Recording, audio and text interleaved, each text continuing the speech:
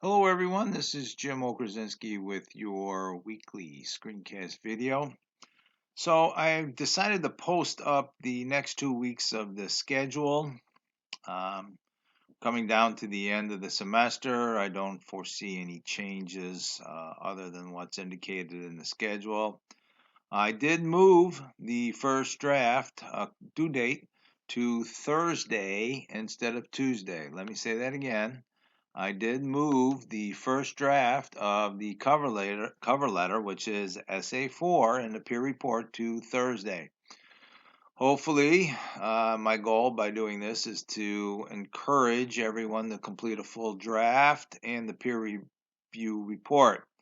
Once again, I want to remind everybody that in order to receive credit for the peer review report and participate in the actual process of peer review as stated in the syllabus, a full draft or a qualifying draft will be required. And I'll cover a little bit about that after I finish up here in Canvas. So, on this week's lecture video, I will talk about your last activity, which is the e-portfolio. Be a few lectures about that particular assignment. If you are working on your cover letter and your revisions, then that should not be an issue because the e-portfolio is the method that you're going to house all of that writing in. So let's look forward to the idea here that what you're doing for the cover letter and also will actually benefit and make the e-portfolio an easy assignment. I will have a special edition instructional video on how to create the e-portfolio in Google Sites later this week. All right. So I've gotten a few emails about the cover letter assignment. Let me get over to the Drive folder here. For some of you who perhaps might not be aware, you can move your documents from one folder to another folder. If you were to click on File and then look in the drop-down list in a Google Doc, there is a little move function there, which actually will let you move one document or a GDoc from one folder to the next. Also, I want to point out the learning materials because I did get a couple of emails talking about how to organize the SA4 cover letter. So here you have right here in the learning materials that are uploaded and posted to the SA4 folder, the complete cover letter format and organizational structure. So the assignment follows the organizational structure almost 100%, almost identical. So this is your heading right here, to Mr. Okerzinski from whoever you are, subject, rationale, and revisions, and the date. Then you get a double space and then the greeting, Mr. Okerzinski. Then, just like you started to write in the discussion board post, you're going to write about revision.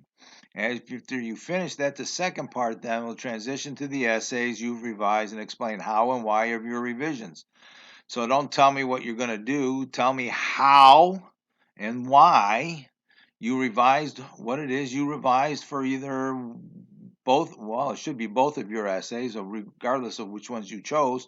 Essay 2, Essay 3. Tell me how you went about it. What did you actually do? Don't tell me what you're planning to do.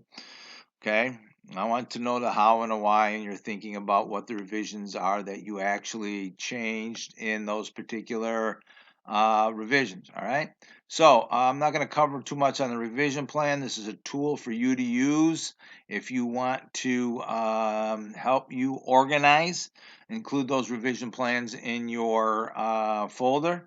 If you are going to use them that way, I can see some of the breadcrumbs that you can leave for me to look at your revisions.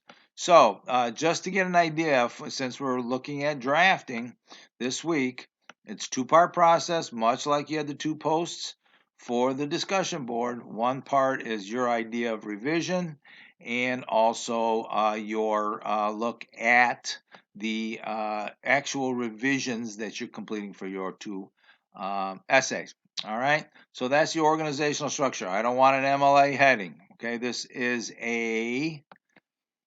a cover letter email format. So we've got right here the beginning. I'll know your name. You got my name. We know what's happening here. I don't need an MLA heading on this one.